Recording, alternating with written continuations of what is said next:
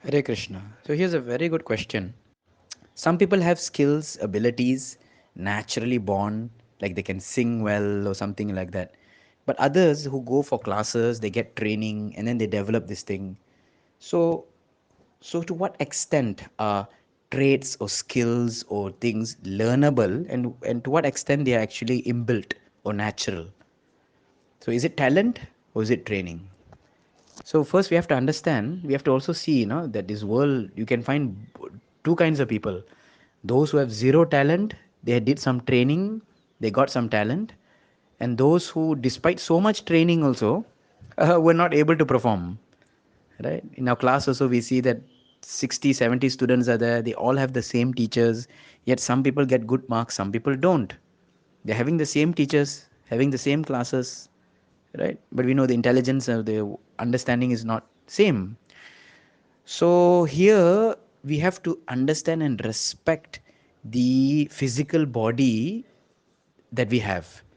Just like none of us chose to have brown hair, black hair, some have blue eyes, brown eyes, colored eyes. We never chose, we just have it. So similarly, the body, including the subtle body, mind, intelligence, and false ego, also has a certain kind of blueprint. To give an idea of this, you can see Howard Gardner's 10 intelligence. He said there are 10 types of intelligence that humans have: visual, spatial, verbal, linguistic, musical, rhythmic. Right? Some people have just a musical talent, logical, mathematical, interpersonal, intrapersonal, naturalistic, body, kinesthetic. Those who can dance very well, they just have a sense of it. Some people, despite so much training, they can't dance. So sometimes certain things are already within us that even without training, we can excel in some way. Training makes it more refined. Sometimes the skills are within us, training helps us to unleash that potential more. But sometimes it is not, that intelligence is not there in our body at all. So despite so much training, I know many people who do so much musical training. It takes long time, it's very tough for them, very artificial, they don't enjoy it because it's not inbuilt. So inbuilt here means what? It's not part of their material swabhav or their nature.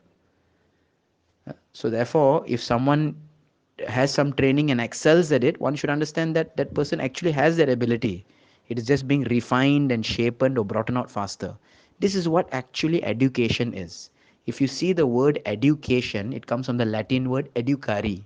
It means to bring out that latent ability in a person. Now, everyone is a unique individual, everyone has a different latent ability.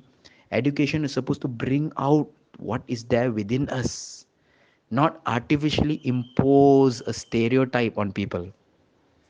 So, is it talent or is it training? I would say it's both.